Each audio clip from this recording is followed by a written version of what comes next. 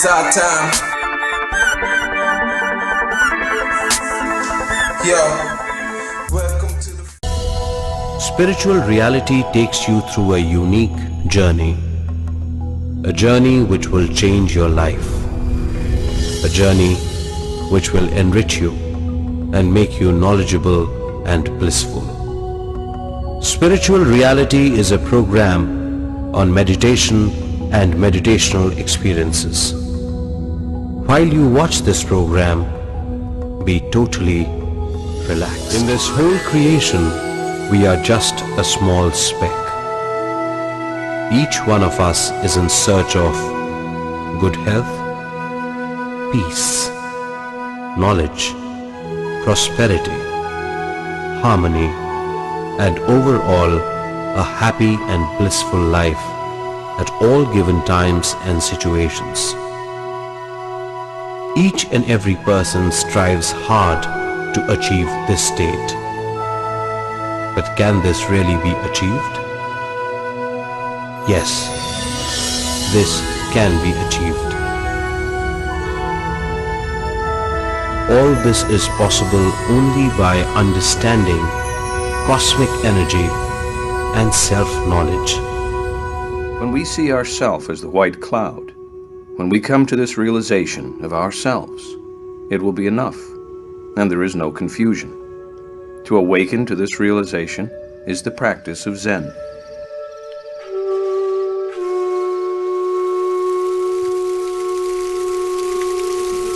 Like a stream flowing down the mountain that finds its own path, living with nature is finding your own way. This is the way of the Tao, and it is found in Zen. If we try to block the stream or resist it, it will simply go around without a pause. It will find its own way.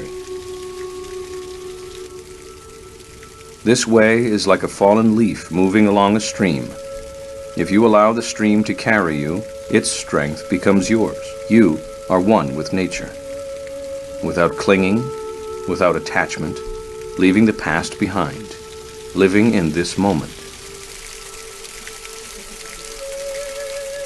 Now you may ask, what is the relevance of these spiritual teachings for this modern world?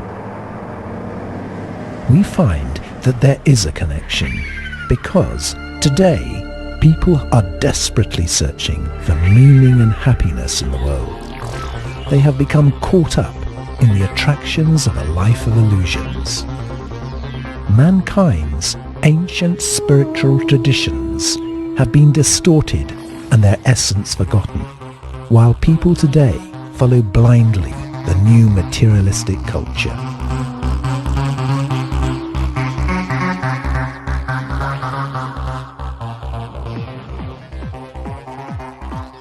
It is said that the youth are the foundation of tomorrow's world, but are they prepared to face the challenges of this present time? Young people today are often exposed and influenced to such a degree by fashion that they have lost sight of their own identity. Caught up in the excesses of addiction, their lives go up in smoke. Merged in a world of media entertainment at the expense of their own time, energy and wealth.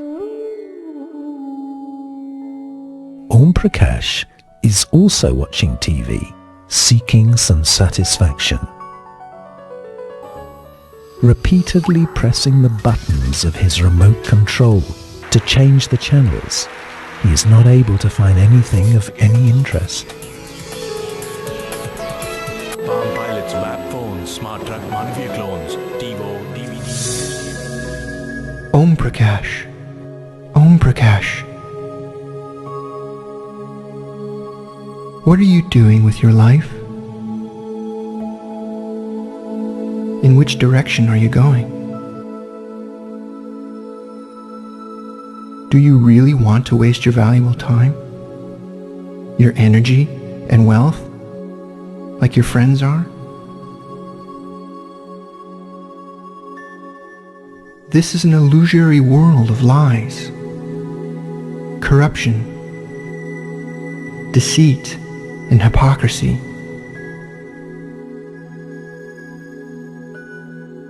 Do you really want to be a part of all of that?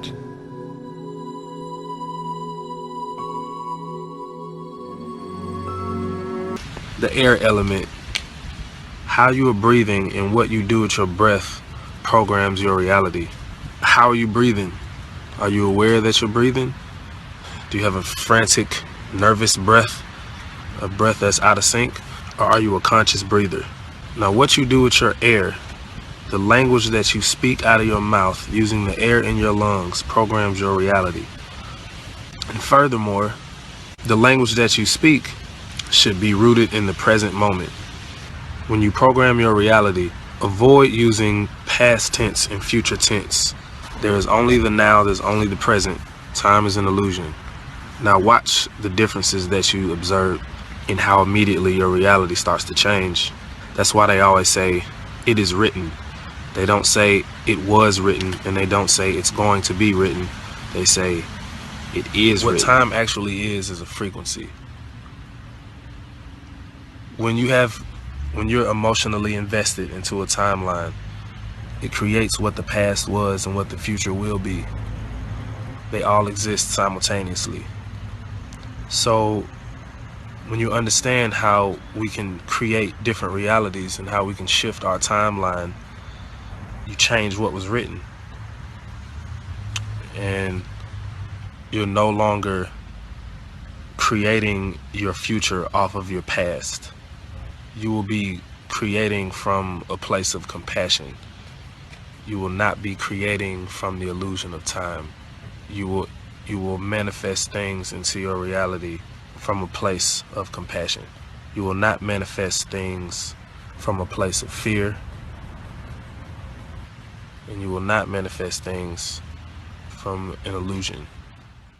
So if I study the sun more, I realize, like for instance, in America, 90% of all people in America are vitamin D deficient. You know why? Because they don't get enough sunlight. And if you don't get enough vitamin D, guess what's going to happen? You become depressed. You might even become violent. You become overly emotional. 90% of America is vitamin D deficient. But imagine if your God told you, acknowledge and worship that sun. It would give you the inclination to study that sun. And in turn, you would get what you need from that sun. Imagine if your God said, acknowledge that water or hold that water in reference, because that water sustains you. Because one of the attributes of God is the sustainer. You understand? So if I drink of water, then I revere it, then I must study it, and then I'll find out alkaline water is more conducive to my body. You see, so our gods always gave us incentive to study what we need to sustain ourselves. They are getting caught up in the actual object as opposed to what it provides, which is sustenance. And that's what they say that God provides, sustenance. So what we're telling you is, man, the doctrine of the Egyptians is so deep to some people because they're trying to complicate the shit. It's not that deep. You feel me? It's not that deep. Worship the sun. Acknowledge the sun. Because what? It sustains you. Worship the water. You know why? Because it sustains you. Worship the ground you're on. You know why? They keep you humble. You lucky you have earth to be on. You lucky the earth bears fruits, bears trees, grows plants. So we were always told, acknowledge, and then we put a deity there to personify. To personify that which helps sustain us. It's called personification. And when we go into the stars, it's called anthropomorphization.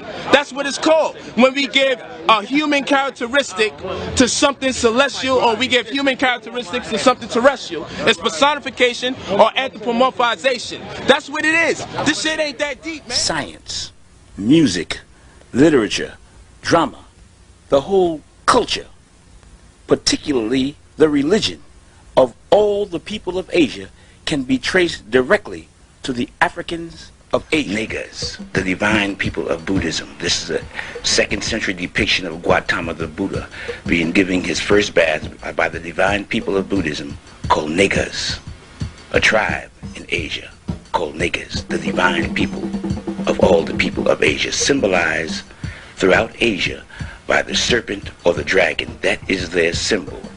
The nigga means serpent or dragon, the snake, found at the entrance of every temple. The nigga on the roads, on the hills, in the caves, the symbol of the Asiatic black man, the tribe called the Negas, the divine people. There are cities also throughout Asia that carries this particular name, Nega. It can be seen at all ceremonies dealing with worship of God. From the Nile Valley to the Indus Valley, on tombstones, a symbol of immortality because of the serpent's ability to change his skin is a sign of never dying, and is used throughout the planet Earth, North, South America, Egypt, Asia, Africa, throughout the world. It's the symbol of life after death, the Nega, the serpent. In all ancient cultures, in all ancient religions, the serpent is the symbol, the Nega, the symbol of divinity, of God.